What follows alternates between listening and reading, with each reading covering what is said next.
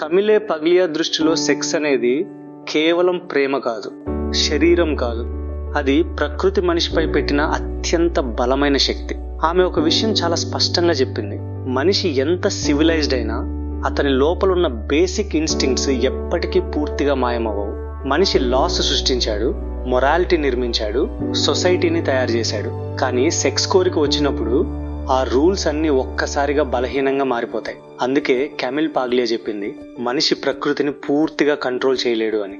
మనిషి బయట కామ్ గా కనిపించవచ్చు, డిసిప్లిన్డ్ గా ఉండవచ్చు, మారల్ వాల్యూస్ గురించి మాట్లాడవచ్చు. కానీ సెక్స్ కోరిక వచ్చినప్పుడు అతని అసలు స్వభావం బయటపడుతుంది. ఎందుకంటే సెక్స్ కి లాజిక్ ఉండదు, పర్మిషన్ అడగదు, నేరుగా మనిషి ఇమోషన్ తో మాట్లాడుతుంది.